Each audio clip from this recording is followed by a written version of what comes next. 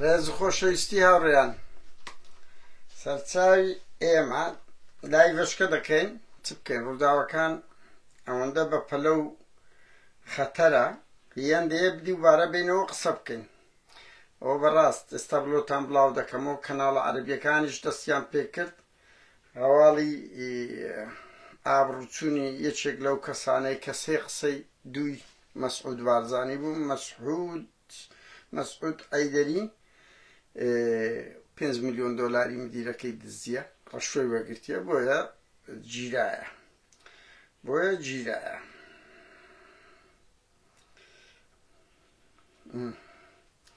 ئەو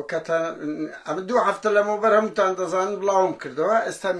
هەفتەیەکە میدیای کوردی، ئێستاەوە میدیا عەرەبیش باسییان کرد کە مەسعود عەیدەری مدیر مەکتەبەکەی گیرایە لەسەر ئەوەی ڕەشوەی 5 ملیۆن دۆلاریان وەرگرتیە. هاوڕێیان ئێستا یەک دەقەیکە بەداخەوە هەولێر وێران بووە، شانازی دەکرد پارتیکە شار ئارامە، ماشەڵڵا لەو شار ئارامەی دوێنێ 5 کەس شەهید بووە، 4 کەس شەهید بووە، هاوکات 5 بریندار بووە. ئەوڕۆ ئاگەر لە 2 شوێن بەردرایە. باشە بەڕاست هاوڕێیان ئەوڕۆ هەواڵەشیاندا پێمەتان دەبرادەر و شت دێن. تەسەوڕکەن رووسیا گەرمیەکی زۆری لە ئەوە بردووە، رووسیا لە ئوکرانیا بردیە، دەفرۆشت تجاری کوردێک لەوانە غەفور خۆشناو ئەچێت دەکڕێتن، حکوومەت پارەی لێوەرناگری گوایە لەسەر ئەوەی دەکات بە ئارت دەیهێن تا گرد ئازەبان لە کۆمپانیای داس لەوێ ئەوجا لەناو لۆریشکە دەکەن، داخلی سایلۆی دەکەن تا زەوی گەرمی جوتیاری نێکبەت وەرنەگیرێ. یعنی تۆ تەسەوەری ئەو مافیایە گەورە بوونەوەی بکە. ئەوانە دەچن لە ئوکرانیا، نەوتی دزراوی ئوکرانیا لە رووسیا دەکردن دەینە ئێرە، ئەوانە داخل دەکەن تیمەکی گەورەن، هەر لە ئومێد سەباح بەشدارە، هەر لە سەروەر کەمال جێگرەکەی بەشدارە، چەندین بەرپرس بەشدارن لەگەڵ کۆمپانیای غەفور خۆشناو کە بەشەکی حکوومەتی هەرێمیشە. ئەوانە دێن ئەو نەوتە ئەو گەرمەی دەینن داخلی سایلۆ دەکەن لە بڕی ئەو گەرمی جوتیاری هەژاری کورد نابدرێ، یان لە مەخموری ئەو بێشەڕەفیەی دەکرێت کۆمەڵێک ئەمنی قەومی خودی قایم قام. وەڵاهی بەداخەوە ناو مۆبیلەکەیت کێت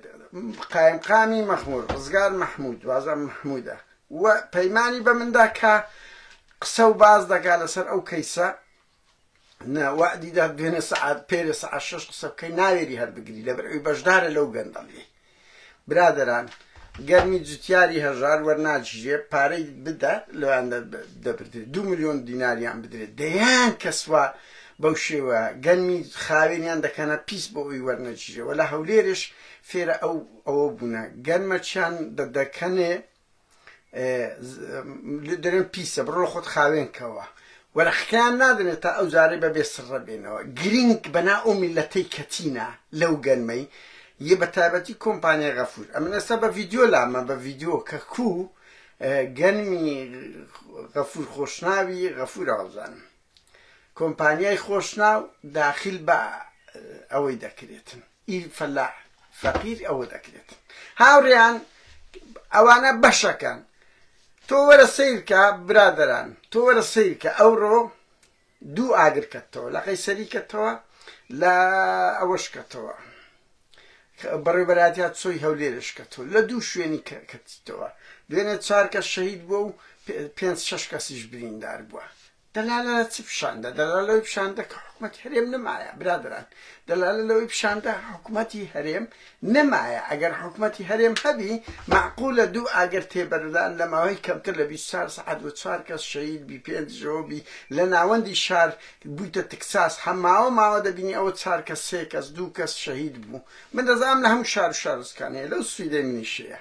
بەڵام معقول نییە هاوڕێیان بەو دەرەجە اختراقی ئەمنی بکرێت. باشە ئەو هەموو هێزی ئەمن و ئاسایشە لۆ چییە؟ ئەوە 5 ئاگر لە هەولێرە بەربدرێ. هەیە برادران ڕەنگی زۆر کەس برێنەوە لە ئەوروپاشەیە و لە ئەمریکاشەیە ڕاستە لە ئەوروپا و ئەمریکاش ئاگر هەیە بەس دێرش بەشێکی دروست کراوە بۆ زانیاریتان لە پێناوی ئەوەی زراعەتی بە تایبەتی نەباتی دروست بکرێتن ماڵی ملیۆنان ئاژەڵ دەسووتێندرێم دارستانەکان تێک و پێگەدرێ لە پێناوی چاوچنۆکی مادیە بەش یعنی لە غەڵەتەکە لە ئەوەی لێرە زاریوە هەبووە بە ساڵ بڕیادرا لە ماوەی ئەو مانگەی ئەوی ئاگر بکاتەوە گریل یعنی تکە و کەبابر عقوبە دەدرێن عقوبە دەدرای بە ساڵێک لە 2 ساڵیاندانە وتیان نەو مانگەی هەر کەسێک دەی بژیرێ حکومەت دەبێت زۆر سارم بی لە هەندێک حاڵەتدا بەهەرحاڵ ئەو سیاسەتەی پارتی گرتی تێبەرئاوڕێیان بڕوان پێ بکەن یعنی ئەوە نییە لە کۆن لە چەپەکانەوە دەگوترا نەهرۆژ زیاترە دەرێت 2 ماسیر ناو ئاو بەشەرهات بڕۆملی ئیمپریالیزم بگیرە بڕۆملی ئیمپریالیزم بگیرە ئەوە دەرەنجامی هەندەیە ها بۆ زانیاریتان قسەکە زۆر ڕاستە هەرچی لەو کوردستانە ڕوودە بڕۆ ڕێگەی ئەوە بکە مەسەن ژن کوشتن بۆ لە باشوور هەیە لە ڕۆژئاوانیە وەرە کچ بزانات لە باشوور خەریکی چییە هەمووی خەریکی سناپ هەر لەو ڕۆژئاوایە وەنیە وەر بەو شێوە نییە مناڵم لەوێ دەرژنیە مەخلوقە شعوریە بەس بەو شێوە نییە خۆ لە ڕۆژئاواشمانەوە نییە بەهەشتە بەس یعنی مۆزوعەکە سیستەمە پەروەردەیە لۆ ئەمە لەو ئەوروپایی دین دەگۆڕێن لە کوردستان بووینەوە ئەم مەخلوقەشکە بووندێکدانەوەمان سیستەم و ژینگە بڕیادرە برادران ئەو ئاگرانە گەمەیەکی سیخوڕیە لە بەرامبەر پارتی دەکرێتن بەهۆی ئەو سیاسەت چەوتەی پارتی لە منتیقە کە لە سنوور بە دەردەکەویتە ناو گەمەی سیخوڕی بەهۆی ئەو دەرەنجامی گەمە سیخوڕیە لە بڕیەوەی لە سەری ڕەش بدەن بۆ زانیاریتان دێن لی دەدەن فەسڵی ئەمنی لاواسترین شتی چی سووتانە هەر لاواسترین شتی اختراقی ئەمنی ئەوە گەمەی سیخوڕیە دێ شتێک دەسووتێنیتن ئینهیارت پێ دەکا ئینهیاری پارتی ئەوە بەجددی ئەو 20 ئاگر تێبەردانە بە ئەم قەستە ئەوە نییە کاچی خۆم هەر بە ئاشکرا ئەوڕە 2 قوڵیان سووتان ئەگەوە دروستکراو نەبی ئەگەوە بە ئەم قەز نەبی کو دەکرێت 2 ئاگر لە 1 ڕۆژی ڕووبدات وە 12 شکات هەلەو 5-6 مانگەی ڕووبدا و هیچی ناوێرین ژنەکانیش ڕابگەێنین تەحەدای پارتی دەکەم تەحەدای مەسرور و ئومێد خۆشناو دەکەم جورئەت بکەن تاوانبارە حەقیقەکان ببینە تەلەڤیزیۆنی تەحەدایان ناوێرن زۆر لە خۆیان باڵا دەسترن گرنگ ئەوە بەشێکی دەرەنجامی ئەوەیە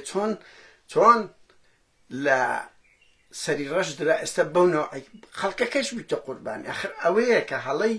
حکوومەت هەڵەی حزبێک وا دەکە حەماس وای کرد بە نمونە ڕاستە ئیسرائیل مجریمە جەریمە دەکە بەس هەڵەی حەماس بوو ئەو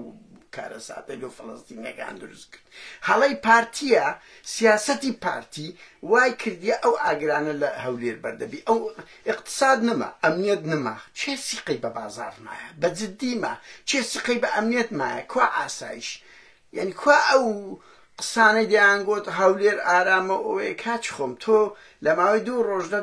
برم کەمتر لە 5 سەعاتدا 2 ئاگر لە ناو شار بەردەگرێتن ئەوە دەستە ئەوە دروستکراو ئەوە سروشتی نییە و هەمووشی وەکو گوتم لە بڕی ئەوەیە سەرە سەری ڕۆژ بدەن فەسحی ئەمنی دەکەن کا من داوا دەکەم ینی بە جددیمە خەڵک هاریکار بی ئەو تاوانبارانە دەستنیشان بکات بە خۆتان دیفاع لە خۆتان کە من 100 جاری ترم گوتیە بڕوا بکەن تاوانبارەکانیش بژیرێ پارتی ناتوانانی بیانداتە دادکە ناتوانانی بیانداتە دادگە زۆر لە خۆی باڵا دەسترا خاڵەشی کە شاوڕیان بێمە سەری دێنە 4 کەس شەید بوو 5 بریندار بوو پێشترش بەردەوام جێمان لەو نەوعە چیرۆکانە دەبی هەر ئەوە دەکەی ئەوە تەقە و تۆقار هەولێر بوویتە تەکساس بە جددی سلێمانی ماوەیەک بووە ئێستا هەولێر بوویتەوە ئەوە دەرەنجامی چییە من هەر بەعنی ویست ڤیدیۆکم دانەدا لام دەوتما بەڤی ئەوە قسە بکەین بە جددیمە برادران تۆ لە وڵاتە دەژی کە یاسا نەبوو کە دادگا نەبوو کە یاسای دارستان جێبەجێ کرا دەست و بێدەست یاسای دارستان چێ بەهێز بێهێز دەخوا وانیان شێر دێ پرینگ دێ ئەوانەی خوارێ دەخوا هەمان شتە ئێستا لە هەرێم بۆیە خەڵک پەنال و تند و تیژی دەبا باشەشی هەندەیە خەڵک کێشەکانی لەناو دادگا چارەسەر نابی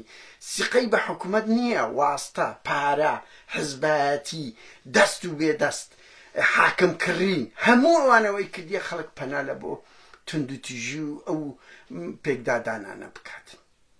ئەگەرنا خۆلەو ئەوروپاش ئەگە قانون نەبی هەم مەسئولی وا دزی وەکو باشوور دروست دەبی هەم خەڵک بە کەیفی خۆی دزی و گەندەڵی و بە بۆکس ئەوە شەڕ دەکە بڕوا بکە ئەمن دەیان کێشەمان توش دەبی ڕۆحمان لەوەیە بۆ کسەک نائاوێشترێ لەبەر ئەوەی هەزار قسە بکرێ هەزار حەرەکە بکرێ نابی شەق بۆشێنی نابی شەق بۆشێ نابی تونند و تیژی بەکاربینی یعنی لێرە یاساکەیان بڕۆ چ دەکەی بە دە و بە جوڵا چ دەکەی بکە بەڵام نابی بە تونند و تیژی لایمەوە نییە خەڵک هەمووی کێشەی چەچیان بێت چارەسەر نەکرایە یاسا دادگا وجودی نییە خەڵک معاناتی هەیە خەڵک پەل نادەباتە لە بۆ ئێمە دێنێ بڕوا بکە من تێک چوومە لە هەموو لایەکیەوە هجووم دەکرێت لە بۆ من قادر لەو کەیسە ئیشکە لەوە ئیشکە لەوە ئیشکە لەبەر ئەوەی شوێنێک نییە دادپەروەری خۆیان پێبینێ ئازارەکانیان مشکلەکانی بۆیە خەڵک پەنا بۆ هەموو شتێک دەباتن تۆ کە حکوومەتێک ئەو قەشمەریخانە بێت بێگومان وای لێ دێتە دەرەچتن برادران بۆیە ئەوەی ئێستا ئەوە دەبی دەرەنجامی ئەو سیاسەتە هەڵەیە کە پارتی وێچێتی کۆمەڵک ئەنتەریان دروست کردیە خەڵک واز پێ دەکات جەریمە دەکات بە پارە عیلاج دەکات پارەشی زۆر ئاتەژۆرێ سوڵتەیان هەیە هەمووی بەرپرسن ئەنتەرن ئەمووی عەشیرەتەکی هەیە بۆ زانیاریشتان ینی ئەو لەقەبی عەشیرەتگەریە وەرە سەیر کەن چەند گەڕایتەوە من دەیان هاوڕێم هەبووە چەپ بووە چەپ نابی خێڵگەری ببەرمونە ئێستا لەقەبی عەشیرەتی لە پێی دەڵێم لۆوە دەکەیت کاکە تو لێرە نمای ئەگەر لەقەبش عەشیرەت نەبی دەتخۆن سابل لۆ ناکرێ سەنگت نابی پێگەت نابی ئەوە هەموو دەرەنجامی ئەو سیاستەیە خەڵک لە پەنای عەشیرەتەکەی